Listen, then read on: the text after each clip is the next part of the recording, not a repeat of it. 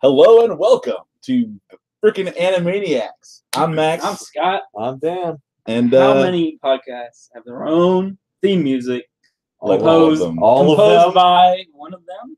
Okay, so I'm going to say like 15%. They're all probably like remixes of shit. Most they of found them? online. I don't know. So they just skate under the copyright laws. I feel you.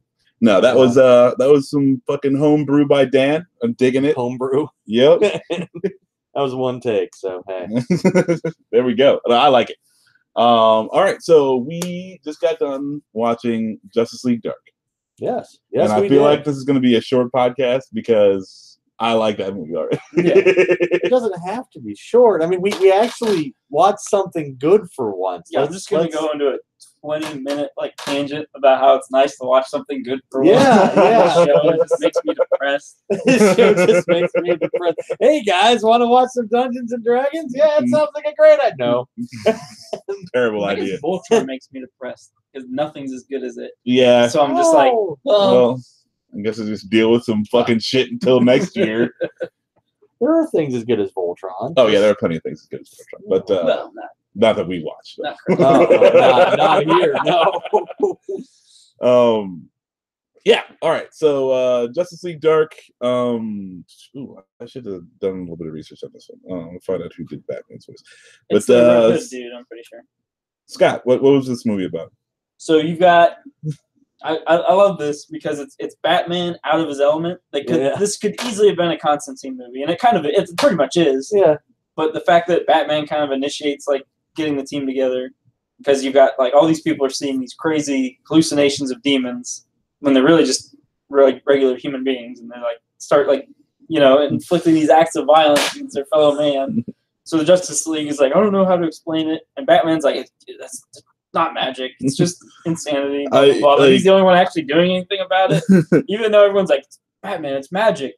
I think he just didn't want it to be magic. He's just like, let's just explore every option before we go down that road. I mean, who's to say it's magic?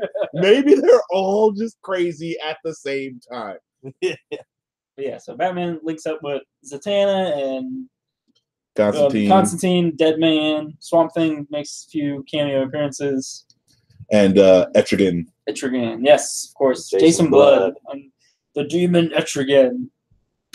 We should have just written this whole review in rhyme, I think. Oh, that would have been awesome. Although, like, to be completely fair, I've seen people who do like gimmicks for like reviews and they take it like too far, and it's like, all right, this is just annoying. Yeah, that was probably too far. The whole thing. Like, the first couple of minutes would have been nice though. Yeah. Like, I don't know. I think like 30 seconds would be plenty. Yeah, that's true. Like, I remember back in the day seeing a Watchmen review, and the dude like did the whole review in the Rorschach voice, and I was like, this is fucking stupid. Like the first like sentence would have been fine. But anyway, hey. So yeah, they team up and they track down the source of the paranormal disruptions. Well, they go through like Felix Faust, and it's not. Well, I'm just giving a general synopsis. And it's back to like the solid DC era of like if they put something out, like it's probably pretty good quality. Yeah, like, which we can make dwindling lately. Yeah, I mean, even though it's not Kevin Conroy, like voice acting solid. It was it's that same dude, Jason O'Mara. It's the red hood dude. Yeah, I don't like that. Jason O'Mara. Jason O'Mara. Yeah. He just has to go a lot. Yeah, I mean, they don't give Batman a whole lot of speaking lines. He's grown on me. Like, no, I think it's just Stockholm syndrome, dude. Yeah, Amara's kidnapped me, and now I have to watch these. But the dude from the Constantine show does Constantine's voice. Yes. Oh, really? Matt Ryan. I didn't catch that. I never And watched that dude is cool. Yep, he's pretty he's an all right bloke. Rosario Dawson was Wonder Woman. Really? Was she really? Yeah, but I mean, she's only in it for like 13 Yeah. seconds. I was gonna say, like, I didn't really get to hear her much. Maybe like 3 lines there. I always love seeing her show up and stuff. Freaking Especially when she's Jerry not- O'Connell is Superman. What? Again, he's got like 2 lines. In Right. right. I did notice that the art style for like Superman and like Wonder Woman, like the regular Justice League, was, I don't know, kind of muted. Maybe because it was Justice League Dark, that you don't want him like all bright and shiny.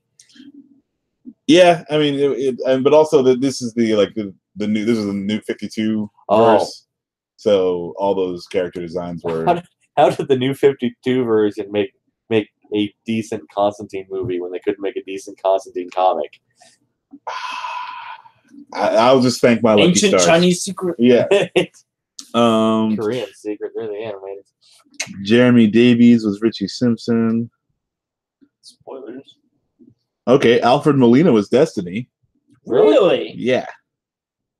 Good shit. I didn't know he Enrico was, like, Colantoni was Felix Faust. That's here we go. Nicholas Turturro was Boston Brand Deadman, and Roger Cross was the Swamp Thing. Interesting. Okay. Then we're gonna say Nicolas Cage was Boston. That would have been awesome. I would love to hear Nicolas Cage try to do a Boston accent and also be Nicolas Cage. You would just fail while eating a champagne glass full of jelly beans. Sure. And running away from with John Travolta. But no, Justice League Dark. I like it. I dug it. I thought it was solid. I like the twist.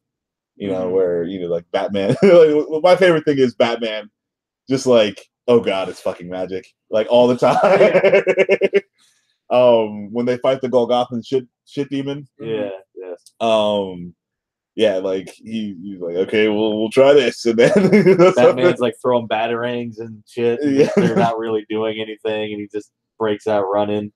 I mean, he's more effective than like all the magic people are trying to stop him, and he's the one who like pulls out the fucking paddles and yeah. He first of all he gets the sprinklers to start going, then he pulls out the paddles. And the thing it. hit the sprinklers itself. I think that wasn't. Well, he threw a batarang. Oh, he threw a batarang. Caught it on yeah. fire, which triggered the sprinklers. Yeah. Which I think was his whole plan. Oh, and like, okay, I'm gonna commend the animators, and it's probably just because water is hard as hell to animate, but but like actual sprinklers, like it doesn't set off all the sprinklers in the building. Yeah. It'll only set up the ones around where the thing is. So I like that. There's only like the 4 sprinklers that were right there.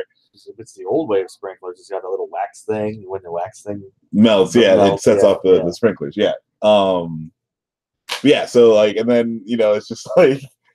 His go-to response is throw a batarang at it, and that doesn't really do a whole bunch in a lot of these situations. But no, he always just like he's like, well, I'm here, so we're gonna do the next thing. He's always like doing shit that's like effective because it's always like these magic duels, Mm-hmm. and then suddenly Batman will just like show up and like throw a batarang, like not expecting it, so like fuck him up. Yep. I like that aspect of it. He's always just like throwing his gadgets and they're like, what the fuck? That's not magic. This is a proper duel, sir. What are you doing? He's like, he's cheating. No, that's yeah. So, what did you think of the? I mean, you're the Dan. You're the Constantine aficionado. So you were saying that there's a couple things you didn't like about it. I mean, if it was based on the New 52 one, then I like everything about this. Okay, the New 52 Constantine was kind of shitty. And it was so. Yeah, but if you're going from like the original Vertigo stuff, like he's not quite as nice as he was in the old ones. Like he's got friends, but he always ends up screwing them over. Because that's what Constantine does. Like, I mean, I feel like they did a pretty fair. Like the only person he didn't screw over was Zatanna. I mean, Swamp Thing doesn't like him in this for some reason. I'm not quite sure Yo, why. Swamp Thing fucking dies in this. Yeah. I mean, Spoilers. Yeah, I mean, really? it's left Jeez. pretty open whether or not like the body hit the ground and then just like crawled over him with his vines. Yeah. Like, I'm back. But, Yeah, that's probably what happens. I mean, his body is rather sickly anyway. So well, I'll just say this about Constantine: he's definitely not written by Alan Moore. Like, no. Yeah, Yeah. he's not the Alan Moore character. He's I mean, definitely more just like kind of a DC character, which is fine. I am surprised that they get as dark as they do in this in an animated feature. Yeah, no, the woman like drops her baby Yeah. off the top of a building. She thinks it's a demon. She's like, I gave birth to the devil. She drops it off. Yeah, And then Batman has to save the baby. And then like he looks back and she had jumped off the building. So, like that was fun. yeah. That was pretty dark. Yeah, like it was that was pretty gruesome. And then like when at the end when the main bad, what was his name? I don't even remember. Destiny. Yeah, Destiny was his name. When he's there, like people are all like he's just effing each other up. Yeah, murdering each other. Yeah, so like that was kind of dark, but like mostly when they're kind of like doing this global freaking trek to find out who and what's going on, like yeah, there's just like big magic battles, and then like they summon some demons, and the demons are getting messed up, but like they're demons. Yeah, so who cares? When they started that out, Constantine grabs this like ice wand and he starts shooting, and I'm like, oh god, this is gonna be the whole thing, isn't it? It's just gonna be like, oh, we got magic wands and stuff. Pew pew pew. It's like Marvel always like drops out before they actually do the magic thing, like the whole Mandarin. Oh well, no, that's not what they didn't base the Mandarin in magic at all. Well, no, but I mean, like Doctor Strange was good, but like the comic Doctor Strange, it just has all these weird ass gadgets. Well, he's pretty new to the game. Yeah, I don't know. I dug the Mandarin twist personally. Oh, I mean, I thought it was all right for the Marvel movies that they're making. It's like a business storytelling, but I didn't like I liked how they portrayed the Mandarin as I didn't like where he became just some guy. And I thought that was dumb. That. But like, you didn't like that? No, I love the fact that they're like just twisting the stereotype to like prey on people's fears or whatever. I mean, like, yeah. I mean, I wish he was just a real guy though. Like if they would have just made him the actual Mandarin. Yeah, like I'm not saying like with the 10 rings and all the magic and everything. I'm saying, but if he was a terrorist who like did all these things and yada yada, that's fair. I'd be down for that. I didn't like when they're just like, oh, well, it's all an act. Like that's what I didn't. Like. I would have been fine either way. I kind of like the direction they went. I mean, Ben Kingsley was good in it, and like even when they did the twist, he was good. I really liked his performance. I didn't like the way they made it go. But anyway, Ben Kingsley would have been better if it was actually the Mandarin with the 10 magic rings, just like well, they're not doing the magic rings. Anyway, but they showed you this badass dude, and then it was just like, no, just throw that away.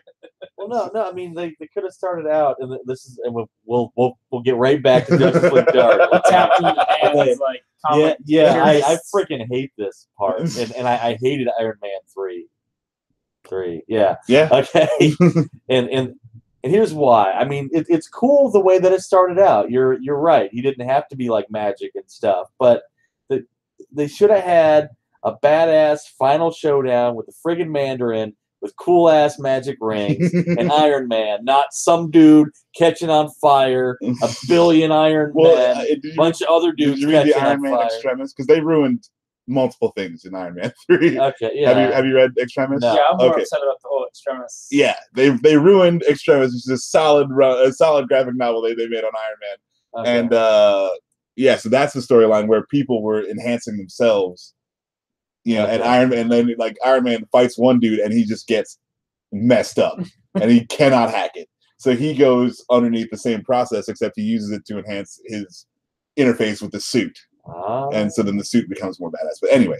Okay, but anyway, it would have been much cooler. Mandarin, magic, Iron Man, science. Well, yeah, I thought like it's a cool dichotomy that they've got there that they just it's wasted villains. And because I thought wasted villain. Well, because they always do this. They always kill the villain, or they just make him nothing. He's not even a villain. Yeah. But the problem is, like I thought that he was going to be this Osama bin Laden guy, and he was gonna find he's gonna be like, okay, well, technology isn't doing it, and he's gonna do like a Hitler sort of thing where Hitler was into the arcane and the occult, and go that way. Yeah. And that's what I thought was going to happen. So, like, for that movie, he was still just going to be like a guy using the things in this world because that's what he knows. But he's going to have to beat Tony Stark, and Tony Stark is the king of technology. Yeah. So you can't beat him that way. You need to find something else. That's what I thought it was going to be. Yeah. And they ruined it entirely. But anyway, back to Justice League Star, which is awesome. Yes, they started out with the little ice wand thing, and I was like, "Oh no, it's gonna be the whole thing." Yeah. But no. Then you get like pretty cool incantations and like magic rings and stuff. Well, it's because he's using the ice wand, and like starts fucking him up. Yeah, he's using it too much. He's like, "Oh, I can't." It starts to freeze him. Yeah. It just worried me that it was that out of the gate, and it was like pew pew pew, and I was like, oh no. Well, they even make fun of it later when Zatanna's using a wand. He's like, "That's the TV dinner of magic." Yeah. That was like the coolest line of the whole thing. Felix Faust there. Felix Faust fight was good. Yeah. I dug him as a villain. They played him pretty true. I like that he'd had an incantation to where women couldn't speak on his. So he's like, messed up. Yeah, I mean, like he's shoving his asshole. It makes sense. Yeah. He is Felix Faust, and he's kind of a dick. So then she finds the little totem. Right. Like, she does the spell to search it out, and then finds it, and then Zatanna goes freaking nth level. Yeah, that was pretty cool. Yeah. I love when Zatanna just fucking goes beast mode on motherfuckers. Oh, dude. And then she's like, I'm just wondering if they actually have people speaking backwards or if it's just like nonsense noises. Yeah, that's the one thing. Like, I wish that the subtitles would have been all the words backwards. Some of the stuff that Faust was saying sounded like Latin. Yeah. Most of it should. Her stuff should be stuff backwards. Zatanna should be stuff backwards, but Faust stuff, should be Latin. I took Latin for 2 years. Like, I was like kind of picking out some words. Right. I was like, oh. Yeah, because Faust was based on the old Faustian legend. Yeah, I wasn't really paying too much. Like in Young Justice, Zatanna is like super easy to understand. Yeah, it sounds like a backwards word. But in this, like, I don't know. Some of them were, I could tell, but when the whole thing started, I was like, yeah, whatever. Not even trying. Yeah, no, that'd be cool. I'd like to see because they probably if they were doing it backwards, just record it forward and then play it backwards. Yeah. So that's what it sounded like to me. But it'd be cool if they just no say it backwards. Here's the Twin Peaks. They get David Lynch to come in and be like, all right, we're gonna do the whole scene backwards. We're gonna play it forward. It's gonna be weird. That's how they did the whole midget dance. I've never. The little person dance. Yes. Yes. But no, I've never. My Garmin Bozia. I don't watch David Lynch things because I'm not in the mood to just get weirded out. Never seen Twin Peaks. Yeah. I got like any of it. Yeah. You we have that in common. So, it's weird. You need to see Twin Peaks, Scott. I'm not gonna even try for Max. But I thought the writing was solid. There was never any point where I was just like, oh dumb. God, like this ridiculousness. And you got Batman Ninja, right? Which should be a pretty grounded story. Just going he's got a time machine. Gorilla Grodd's got a time machine. Within DC laws, I'm like, sure. There's your first problem. No. Because if you tell me Gorilla Grodd built a time machine, I'm like, okay. Yeah. But then it starts getting crazy with fucking ancient Chinese or Japanese mechs using and all that other shit. I'm like, all right, I'm done. With this was even more ridiculous, but it stayed very grounded. Where it's like Constantine is a magician and he's with Zatanna and he can use incantations and magic. And they never went too crazy where I was like, this is ridiculous. This a movie involving magic. Batman was less suspicious in Batman Ninja than he was in this one. Yeah. And he was like, what the? It was the first 3 minutes of this when he had done more detective work than he did in the entirety of Batman Ninja. This, structure has structure and rules. Well, I'm just saying, like, something will whereas happen. Batman Ninja didn't have rules. It was just like, oh, well, that sounds crazy. Let's do it. Oh, look, giant mechs, and here's a bunch of monkeys making a giant monkey. You know, it just, you know, I'm saying, but like, magic is happening in front of Yeah, Batman, yeah. and he's still skeptical. Batman Ninja, he's like back in time. And he's like, okay. Like, he's not like, maybe there's a Joker Scarecrow trick. He's just like on board with it. yeah. But I mean, Batman is supposed to be skeptical. Right, and that's what I'm saying. Like, is the strength of this movie is that it like doesn't betray any of the characters or ask you to accept anything too crazy. Like, it's not tactile to Batman. He doesn't understand. Right. Yeah, it's like they just play him so well where it's like this crazy stuff because like they're trying to figure out what's going on. So one of the people who were they show you in the beginning, this guy like killed his neighbors and was about to kill his wife and kids. That's one of my favorite parts actually. It's when they go into the creepy shed and there's like bodies hanging. Yeah. Like dude half bunch of the neighbors hanging from the rafters and like back in the corners and shit.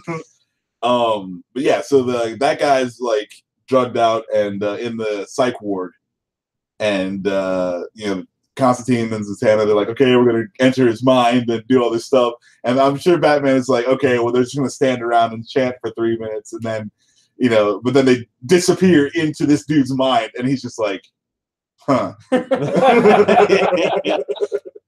it's just perfect. There's like 4 of those moments where he's just like, fucking magic. Like, I hate magic.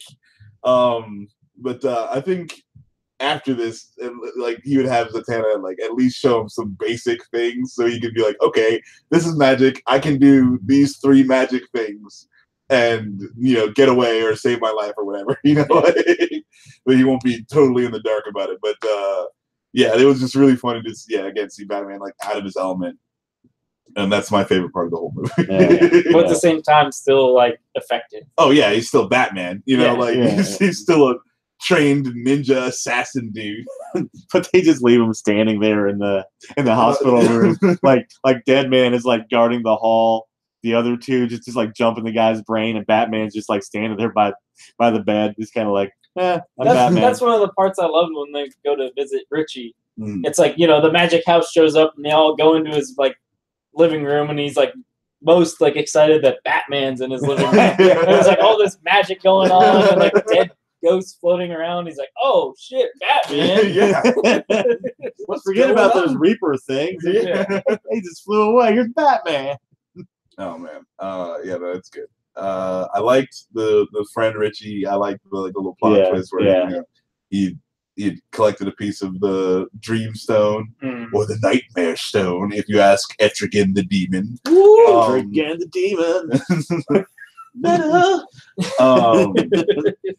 But yeah, so like should have a cartoon, sir. He was sort of possessed, sort of coerced by this trinket, friggin' what do you call it? A shard. A shard of the Dream Stone. Of the Dream Stone. So like, some other random magical blah blah blah. But like because he's trying to save his life, and he has cancer. Yeah, he's got magic cancer. He's got magical cancer. Which are 2 words that probably shouldn't go together. Oh man, no, I don't even want to think about that. Like, what exactly happens to you when you get killed by magic cancer? All your cells just start turning into like rabbits and shit. And multiplying. You're like, oh fuck. Little tiny rabbits. Yeah, microscopic rabbits that breed like cancer. Yeah. And then you just die of regular cancer. every fifth one is a hat. So they can jump like, we would cure your cancer, but they're so cute. Oh, God. Chemo's not going to help. I won't kill them. Yeah, the doctor's like a member of PETA. Yeah. They did make a PETA joke in this, so that was pretty funny. This just took an odd turn. For this next trick, I'll pull cancer out of my hat. But yeah, I will need a volunteer. And you have cancer. Ta-da! Bunny cancer. Yeah. The cutest cancer you could ever. Actually, it would be red pandas. Yeah, red pandas are the best. Oh yeah. But good to know, I guess. If you when I ever get magical cancer, red panda cancer, I'd be like, will be it's red. okay. I'm okay with this. I deserve it. Just let it happen. I deserve this. So yeah, they have a little flashback with Jason Blood. He's back with the Knights of the Round Table, and Merlin. they're fighting the Round Table. Merlin, and they're fighting Destiny. And that's when the Dreamstone or Destiny's got it, and that's when it gets broken, and the little shard gets broken off. I don't like the dude's name, Destiny. Yeah, it's kind of generic and bland. Could have made a cooler name. Something with blood in it. And why is Jason Blood the dude? Like Destiny is the bad guy. Yeah, like that's a little weird. But yeah, I dug all that. I thought that was solid. I liked when like that Merlin tricked the Etrigan. He's like, hey, like I'll free you from your curse if you go kill this guy right now. And then he's like, he kills the guy. He's like, I'm gonna bind you to this guy's soul. Merlin's a giant dick too. Nobody is like a nice person with the exception of Zatanna, I guess. I like that Merlin comes out. He's got this like old robe. He's got like little booties. You notice that? No, I missed those. When his robe blows up, he's got these like little like half shoes, and then he just starts like banging his staff down, and like shit starts going. Don't hate on Merlin's Uggs, bro. They're comfortable. Yeah, Tom Brady wears that stuff. It's Merlin Crocs. But he doesn't wear that to the battlefield. He would if it was allowed. Tom Brady would. Oh yeah, absolutely. You can do whatever you want. How many Super Bowls have you won? All right. I will concede you the point. But no, all that stuff is good. It's just a solid flick. I really dug it. Yeah. Oh, okay. The beginning, like title music was terrible. When the Justice League Dark, it starts to break into some freaking dubstep. Biz. I didn't remember it. I like the transition, like the initial transition. Yeah, and then it goes hardcore. Wow. Yeah, other than that, I didn't even notice any music at all. No. So the music is pretty generic then. Yeah. I mean, yeah, I usually like try and pull something out of there, but no. I don't know. I just remember absolutely not liking the title sequence. I don't remember that at all. Were there? Where the Justice League Dark pops up, or the words. Was that where the people were dying? The people were dying, and then this happened. Huh. Right? What was the I'm trying to remember what the like actual, because there was like some. I don't know. Anyway, Constantine did something, and like his spell like fucking like transitioned into the title screen. Oh, were they playing poker and stuff? I think it was right after that. Okay, I don't know. It did like some zoom in on a book or some shit, and it was like. DC Animation Presents. Apparently, I wasn't paying attention, so whatever. But yeah, music. I'll give your dubstep the pass. I don't know. Music was pretty generic, but it wasn't bad. It's not like we were like, oh my god, I can't believe the score on this thing. I mean, I didn't notice it, so Yeah, I guess that's all right. Yeah, I don't know. I don't think I had anything else. I can't think of anything else. Yeah, this is why good movies don't make good podcasts. But you see, the bad shit makes me not want to come back. That's the catch-22. Like the good movies, we actually have fun watching, and it's a short cast. Now the bad movies, it's pain to watch, but it's a longer cast because we have to get it out. Yeah, you need that therapy. It's cathartic, But no, it's a solid flick. Go check it out if you haven't seen it already. Justice League Dark came out in 2017.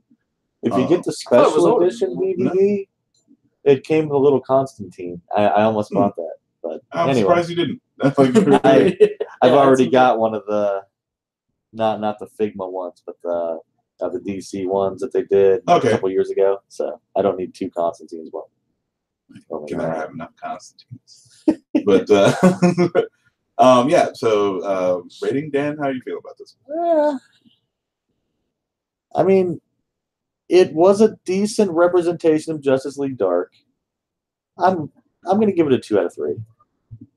Yeah, 2. I mean, I mean, like, what else are we gonna get? Like, oh, it wasn't like perfect. It was like, oh, it's so amazing. Like, it was a solid play. Yeah. So yeah, it's a 2. Yep, 2 out of 3 for me as well. I mean, I would give it a 2.5, but then you'd be angry at me. No, I would just discount it. Messing up your rating system. The 0.5 doesn't exist. The 0.5 is only in your head. But I just have to differentiate, some 2s from other 2s. So that's how it works. That's what the rest of the podcast is for. But anywho, go check out Justice League Dark. It's a lot of fun. Do we plan on anything next week? Oh, we're gonna do Transformers next week, right? Oh, you got touch. Yeah, oh yeah, we are doing. That's what that was. Old school. I opened up Messenger today and I was like, "Where did that come from?" Well, disappointed. One will rise and one will fall. Is that the one with the Weird Al? Dare to be Stupid in it too? Yes. Okay. Yep. Okay. With the I was jump gonna, robots. Yeah. I was gonna write that down, and I thought, oh, maybe it's not that one. No, it definitely is. So yeah, check us out next week. We will be covering the Transformers 1988 movie. Leonard Nimoy. Oh, that old guy from that movie. Yes. Right. Orson Welles. Orson Welles, yes. See? That's all I have to say, and you got it, man. I'm Unicron. Yeah. Escape. My destiny. I haven't seen that movie. I don't know where these quotes are from. No. None of us have seen that Transformer movie before. But yeah, so check us out. We've been your Anime-Niacs. I'm Max. I'm Scott. I'm Dan.